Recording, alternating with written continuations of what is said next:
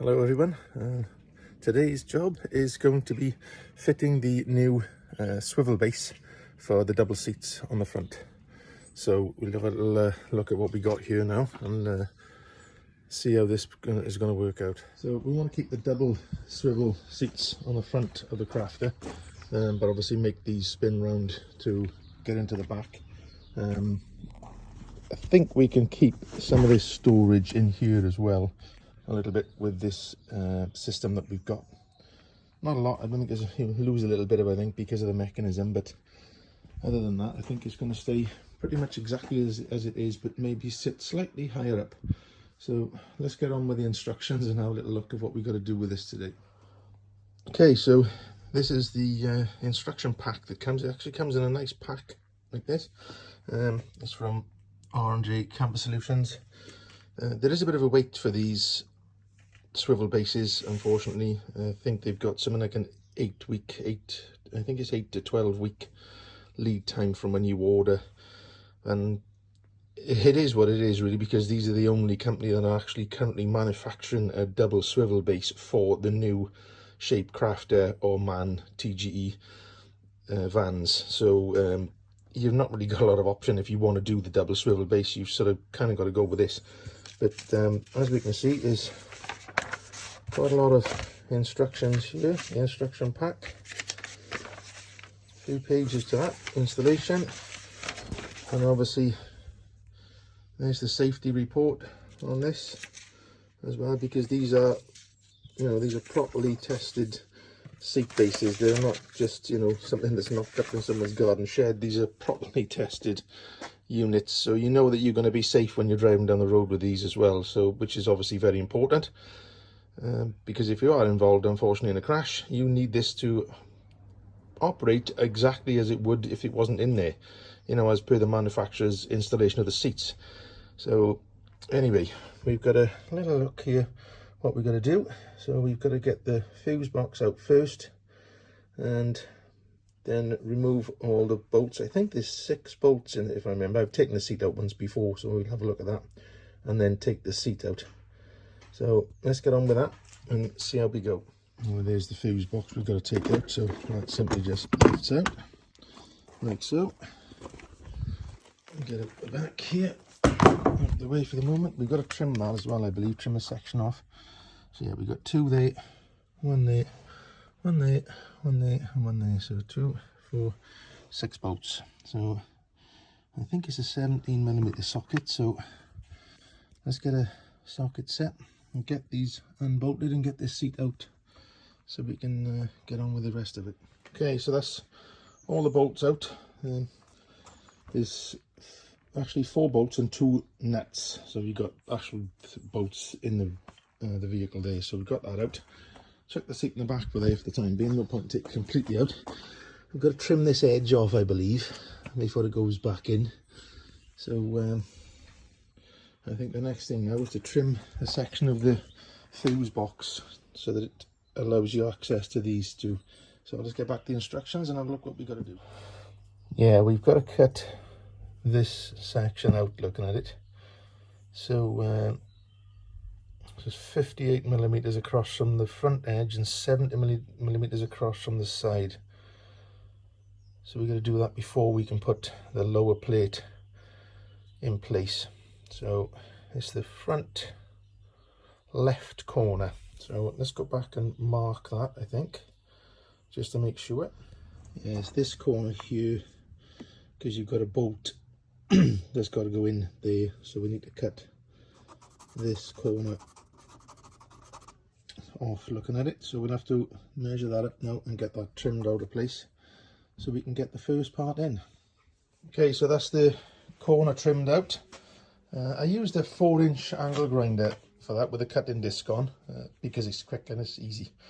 Just tidy the edges up then with a file, because it melts it a little bit when it cuts, but it still cuts through it easy enough. It's quite hard plastic, this, so that's just nipped that corner off. So we'll put that in now and then look at putting the base plate in and bolting that down. And there we are. We can see that cutting that corner out then gives you the access you need to get to those 2 bolt holes cleanly to get the base bolted in. Okay, so this is the kit that comes in two parts. Obviously, you've got the base plate there, and then we got the plate that bolts to the seat with the lifting mechanism then to enable the seat to clear the fuse box, so you can actually swivel it round. As you can see, these are very well wrapped, very well packaged when they came. Top job, fair play. No damage whatsoever when it came, all good. So let's get this one unwrapped completely now, and we'll get him in and bolt him down. Okay, so we've got it bolted in. I did have to install this centre pivoting bolt first as well, which I nearly forgot, but not the end of the world. I did it before I bolted it down, so that's got to go in. You've got to make sure you've got a nylon washer on the bottom and a nylon and steel on the top, for obviously when you bolt the top plate on.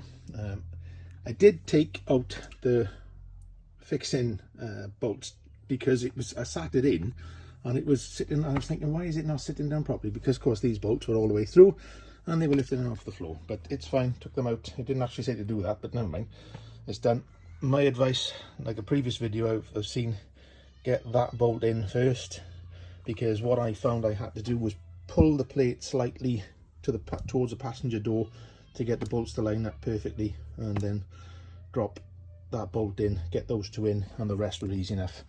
I used what they said in the instructions, just use a little bit of masking tape in the 17mm socket so that it held the bolt, so I could lower it down into these holes, obviously, because you can't get your fingers down there to do that.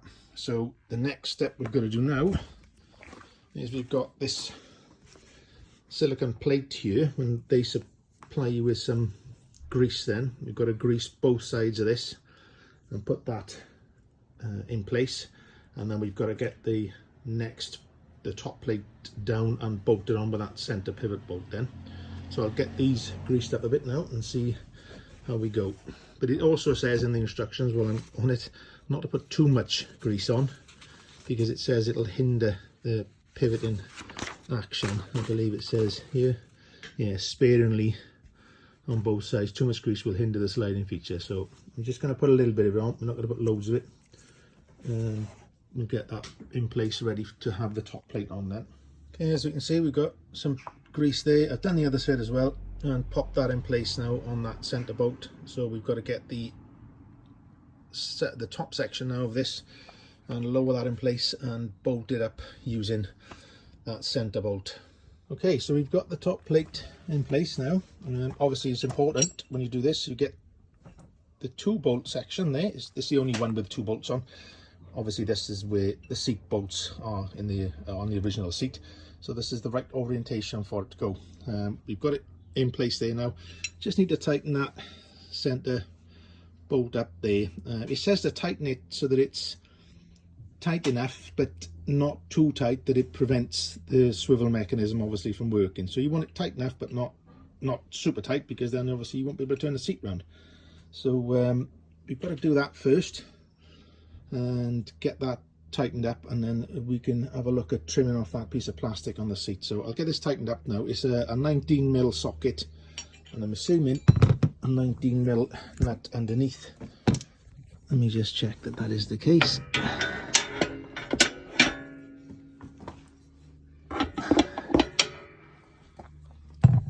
Hang on a sec, I'll do this now. Hang on. Yeah, it was a 19mm spanner underneath. Just a little bit awkward to do that while holding the camera, so I just use a nice long 19mm to get underneath to hold that bolt in place and tighten it on the top with the socket. As you can see, it's tight enough, but it still allows it to move and swivel around. So we've got to get the seat trimmed now, and I think that's this bottom edge here we've got to trim off. It's just that raised lip there. It's only a thin little bit, so I've got to get that trimmed up, and I think we're ready then to put the seat in. Yeah, trim the back edge there, that bottom edge. Okay, so let's get that trimmed off, and I'll come back when we're going to lower the seat in. Okay, so we've trimmed that little edge off there. Again, I use the disc cutter, really, the 4-inch disc cutter, to just trim that off. Much easier and quicker. So that's taking a nice edge off. Just file the edge off, take the rough edges off. So it's time now to get this back in place so we can bolt it to the mechanism. Okay, manhandling there with the my beautiful assistant, and we've got it in place. Couldn't film it unfortunately, a bit too awkward, but we've got it in place and roughly lined up. So I've got to get the bolts that they supply now. These are the sort of countersunk bolts that they supply. They come up from underneath into the existing holes, and we've got to tighten that down from the top then. This looks like it's an Allen key. Yeah, Allen key retainer on the head of the bolt. So I've got to get an Allen key that'll fit that, and we'll get those in place and we'll tighten that down, and we're pretty much there then. So let's get these bolted up and I'll bring you back. Okay, so that's it. They're all bolted in. There we go. All the 6 bolts are in place with the countersunk head, and it's just a nice flush finish then on the top plate. And they're torqued down to 45 Newton meters, as it says in the handbook, or the instructions actually, not handbook. So we are pretty much ready to go now to drop this down, and then obviously we can install the 6 bolts to retain it. Now I think, looking at this, we're going to have to do what it says in the instructions. We're going to have to take the headrests out to make sure that the swivel mechanism, yeah, they're going to foul on that, looking at it. So I'll just pop those headrests out now, and then we can check that this actually works as it should. Okay, so there we have it in its spun position. I put just the 2 spin-in bolts there to lock it, so it doesn't actually sort of move at all when you're sitting on it. It's very solid when it's in place, and as you can see, really opens up the van, which is exactly what we wanted to do. So the plan is to have a sort of a bench seat here. So this is going to be sort of our living area here, if you like, sort of a bench seat here, and obviously then we've got the double seat there as well. And the thing is with this one as well, with it being the passenger seat like this, you can obviously drop that down, so you've actually got a little table there should you want to work there or sit there and have a drink or whatever. So you've actually got a little sort of side table with you as well. So that's the reason why we want to keep the double seats in the front. Okay, so I'll just show how this works. We have actually left these in. We tested it the once, and as long as the headrests are down in the lowest position, it will actually spin round. It does rub ever so slightly on there, but nothing that's going to hinder actually doing the job. So obviously seat base is up out the way, and then we pull the lever up to raise the seat. We've got to drop these down as they are to enable us to spin the seat round. Okay, so we just spin him around as we do there.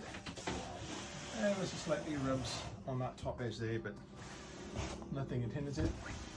Lift the seat base back up, and then down she goes into position. Obviously then,